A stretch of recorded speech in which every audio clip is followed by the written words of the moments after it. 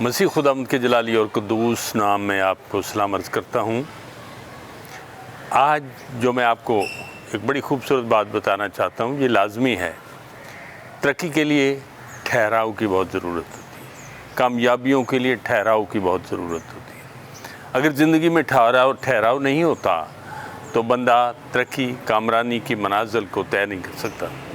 اگر آپ چاہتے ہیں کہ مسلسل آپ ترقی کرتے جائیں، روحانی ترقی ہو یا دنیاوی لحاظ سے تعلیم ہے، تربیت ہے، بزنس اس میں ترقی ہے، تو آپ کو اس بات کو دیکھنا ہوگا کہ ٹھہر کے چلنا ہوگا۔ میں ایک آپ کو بائبل مقدس کی مثال دیتا ہوں۔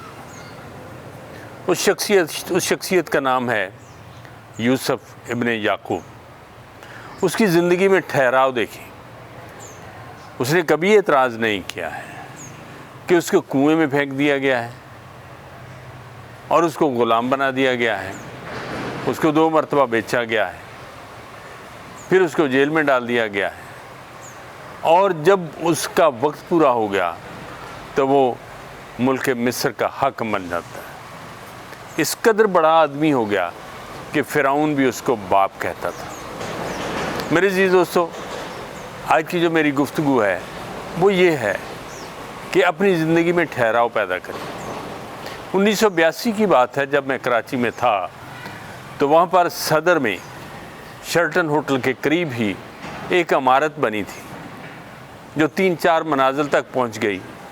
تو ایک دن ہوا کیا کہ وہ اچانک ساری کی ساری ڈھیر ہو گئی۔ اس عمارت کو میں نے دیکھا ہے۔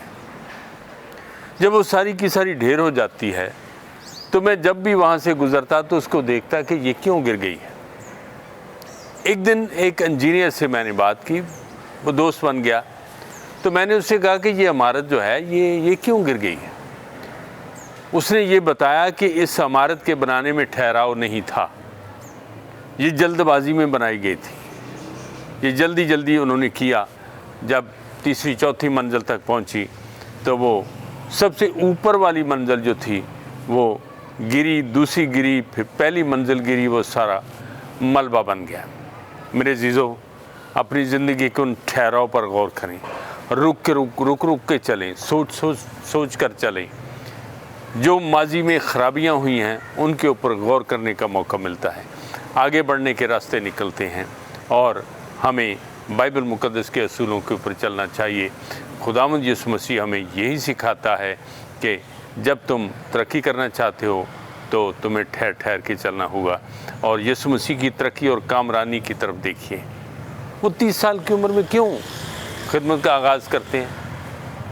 وہ جلدی کیوں نہیں کرتے؟ 20 سال کی عمر میں، 18 سال کی عمر میں، 17 سال کی عمر میں کیوں نہیں کیا انہوں نے؟ اس لیے کہ انہوں نے وقت کے ساتھ ساتھ ترقی کی ہے، اور ان کے بارے میں لکھا ہے لوکا 2:52 اور وہ لڑکا حکمت اور قد و قامت اور خدا کی اور انسان کی مقبولیت میں ترقی کرتا گیا۔